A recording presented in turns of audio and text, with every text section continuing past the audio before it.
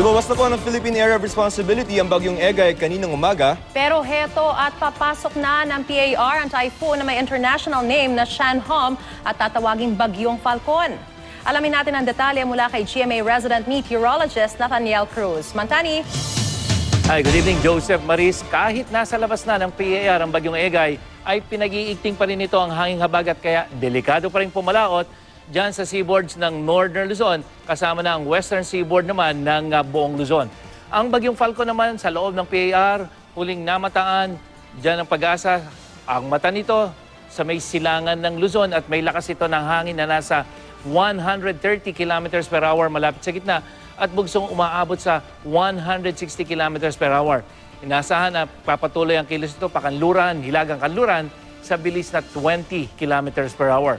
At sa wind forecast map ng The Weather Company ay hindi ito inaasahan na maglalandfall o tatama sa alinmang panig ng ating bansa at kikilos ito patungo ng Taiwan o dyan sa may Southeast China. Pero hahatakin ito ang hanging habagat na siya namang magdadala ng maghapong pagulan sa malaking bahagi ng Luzon bukas, lalo na dyan sa rehiyon ng Ilocos, kasama na ang Cordillera Administrative Region, Central Luzon at Southern Tagalog Provinces, base sa datos naman ng The Weather Company. At sa Metro Manila, kung saan nakaranas kanina ng ulang may kasamang pagkulog at pagkidlat, magiging maulan pa rin sa mga susunod na araw, lalo na sa Huwebes at dyan sa Biyernes. Kaya maging IM ready po sa posibleng pagbaha at pagguho ng lupa.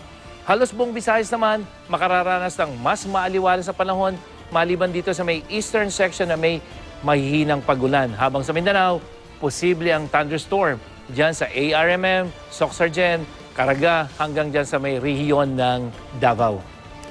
Naku Mantani, posible bang maging super typhoon itong bagyong Falcon habang nasa loob ng PAR?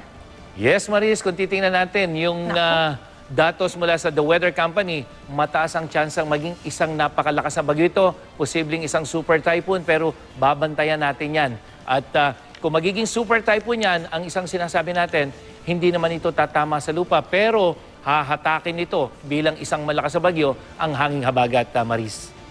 So kung ikukumpara po natin yan dun sa Super Typhoon Yolanda, ganun din yung epekto na maaaring idulot niyan sa ating bansa pag sinasabi nyo na maaaring hindi naman siya tumama sa lupa pero palalakasin niya yung habagat. Paano po bang magiging epekto niya in comparison to Super Typhoon Yolanda? Mantani. Unang-una, Maris, lubhang napakalakas nitong si Yolanda kung ikukumpara dito sa pangkasalukuyang lakas at maging isang super typhoon to dahil si Yolanda ay halos 185 o 285 kilometers per hour ang center wind nito. Ito inaasahan natin posibleng 220. Pangalawa, direct hit tayo ni Yolanda samantalang itong si tawagin na nating Falcon, ang magiging epekto niyan, indirect effect, palalakasin itong hanging habagat.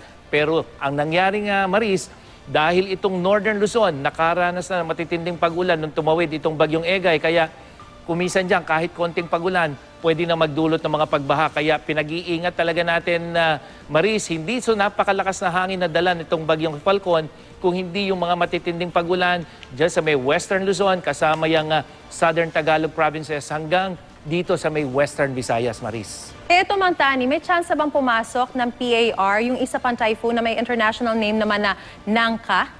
Maris, muli dito naman sa The Weather Company Forecast Track, sa ngayon mababa ang tsansa na ito ay pumasok. Kaya makikita mo yung wind map, kung hindi siya papasok sa Philippine Area of Responsibility dahil pag malapit na siya, unti-unti magre-recurve yan papunta ng Japan. Pero ganun pa man, ang magiging role uli nito, pinalakas ni Egay ang habagat, pinalakas ni Falcon ang habagat, at itong sinangka, posible rin na palakasin yung habagat. Kaya dapat yun yung ating paghanda na baka magtuloy-tuloy yung paglakas ng habagat. Ibig sabihin, tuloy-tuloy din yung mga pag-ulan kasama na itong Metro Manila, Maris. Alright, maraming salamat Mantani. Si Nathaniel Cruz po ang ating GMA resident meteorologist. At yan ang latest mula sa GMA Weather. Ako po si Nathaniel Cruz, magplano para sigurado. I am ready. Serbisyong totoo ng GMA News.